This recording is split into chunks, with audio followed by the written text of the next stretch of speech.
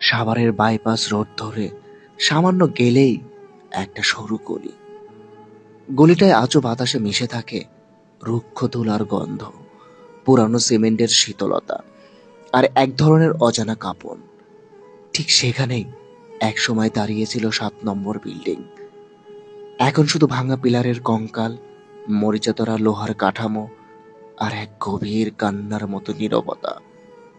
মানুষ তাকে রানা প্লাজার পরে চেনে, কিন্তু স্থানীয়রা আজও নামটা মুখে আনে না। ওদের কাছে এটা একটা অভিশাপ। তারা শুধু বলে, ওই জায়গাটা, ওই দিকটা, ওই অভিশাপ। মনে হয় নামটা উচ্চারণ করলেই মাটির নিচে ঘুমিয়ে থাকা পুরানো কোনো পাপ আবারও জেগে উঠবে। আমি একজন লেখক। আমি ভূত খুঁজতে চাই না, আমি খুঁজে ফিরি সত্য। আর সেই সত্যের মুখোমুখি হয়েছিলাম 2023 সালের মার্চের এক বিকেলে। বিকেল তখন ফুরিয়ে আসছে। আকাশ জুড়ে কমলা লাল আলো, যা ভাঙা রডের মাথায় পড়ে রক্ত জমাটের মতো ঝলমল করছিল। খবর করার জন্য নয়, নিছক কৌতূহলেই গিয়েছিলাম। ভাঙা বিল্ডিং এর পাশে ছোট্ট একটা চায়ের দোকান চালান আবুল করিম চাচা। বয়স 70-এর কাছাকাছি। চোখের কোণে জমে থাকা বহু বছরের গভীর রাতের ছাপ। আমি চায়ের কাপ হাতে নিয়ে জিজ্ঞাসা করলাম, চাচা, এখানে এখনো কেউ আসে? চাচা ধীরে চা চুমুক দিয়ে বললেন, মানুষ আসে না বাবা, সাহস করে না কেউ, তবে শব্দ আসে। আমি অবাক হয়ে বললাম, শব্দ?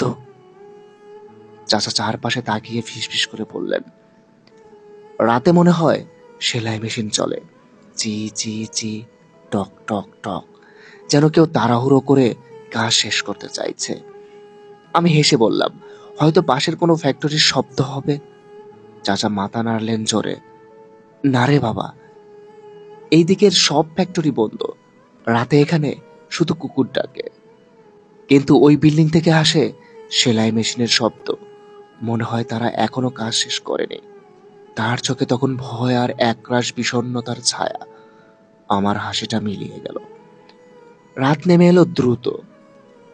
চারপাশটা যেন এক বিশাল কালো ক্যানভাস, আর তার মাঝখানে ভাঙা বিল্ডিংটা অভিশপ্তের মতো দাঁড়িয়ে আছে। আমি টর্চ আর ক্যামেরা নিয়ে ভেতরে ঢুকলাম। বাতাসটা অদ্ভুত ঠান্ডা, যেন গ্রীষ্মের দুপুরেও এখানে বরফ জমে থাকে।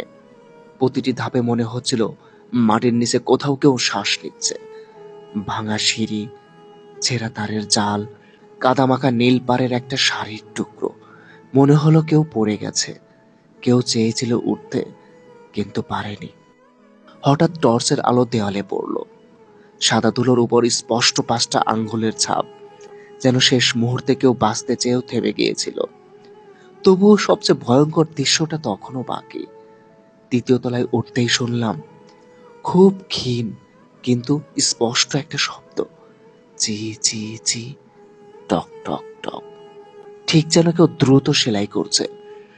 আমি থেমে গেলাম। বাতাস থেমে গেল। তারপর খুব কাছে, ঠিক কানের পাশে কেউ ফিসফিস করে বলল, তুমি রিপোর্ট করতে এসেছো? আমি টর্চ ঘুরিয়ে দেখলাম কেউ নেই, শুধু আধভাঙা একটা সেলাই মেশিন আর তার পাশে মরিচা ধরার নাম ফলক, শিউলি বেগম, লাইন 7। আমার শরীর ঠান্ডা হয়ে গেল। পরের দিন সকালে আমি পাশের বস্তিতে গেলাম। সেখানে রোমা নামের একটা মেয়েকে পেলাম। সে সেই দিনই কাজ করতে গিয়েছিল ওই ভবনে। তার চোখের নিচে কালচে দাগ, মুখের নিস্তেজ ক্লান্তি। সে বলল, আগের দিনে বিল্ডিং এ ফাটল পড়েছিল, আমরা সবাই ম্যানেজারকে বলেছিলাম কাজ বন্ধ করতে, কিন্তু সে চিৎকার করে বলল, একদিন কাজ না করলে বেতন কাটা যাবে। আমরা নিরুপায় হয়ে ঢুকেছিলাম। তার গলা কেঁপে উঠল। সকাল 8টা 57-তে ভবন ধসে পড়ে। আমার পাশের মেয়েটা শিউলি বাঁচেনি। ওর হাতের ঘড়িটা থেমে গিয়েছিল ঠিক 9টা 6 মিনিটে। আমি নিঃশব্দে বসে রইলাম, কারণ আগের রাতেই আমি সেই নামটা দেখেছিলাম ধুলোর ভেতরে। রাতের আধারে আবারও ফিরে গেলাম সেইখানে, ভয়েস রেকর্ডার হাতে। বিল্ডিং এর ভেতর এখন লতা গাছ গজিয়েছে, তবুও বাতাসে ঝুলে আছে অজানা ধুলোর ভার। রেকর্ডার চালাতেই শোনা গেল, চি চি চি, টক টক টক। তারপর ক্ষীণ এক নারী কণ্ঠ। আমরা এখনো কাজ করছি। আমার হাত কাঁপছিল। টস পড়ে গেল। আলোয় দেখলাম কেউ নেই, শুধু বাতাসে উঠছে ছেঁড়া কাপড়ের টুকরো, যেন কেউ সেলাই করছে অধীর্যভাবে। আর একটা কণ্ঠ এলো, লাইন বন্ধ করো না, পিস শেষ হয়নি।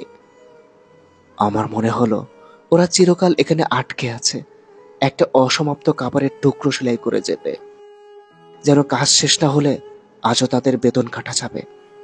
1 সপ্তাহ পর শহরে ফিরে রেকর্ডারটা বিশ্লেষণ করলাম।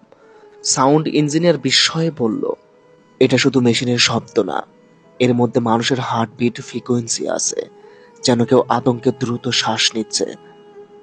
আমি চুপ করে রইলাম, কারণ আমি জানতাম ওরা এখনো আছে। ওরা ফিরে আসে প্রতি বছর 24শে এপ্রিল রাতে, যখন নতুন বিল্ডিং এর লাইট নিভে যায়। তখন এক ঘরে সেলাই মেশিন নিজে থেকেই চলতে শুরু করে। ওরা কাজ থামায় না, ওরা এখনো সেই অসমাপ্ত পিসটা শেষ করতে চায়। বিদায় নেওয়ার সময় করিম চাচা আমার হাত ধরলেন, চোখের কোণে অদ্ভুত শান্তি নিয়ে বললেন, তুমি কি জানো বাবা, যে মাটিতে শত শত মানুষ শেষ নিঃশ্বাস ফেলেছিল, সেই মাটিতেই যখন নতুন কারখানা হয়, প্রথম কাপড়টা কে সেলাই করে?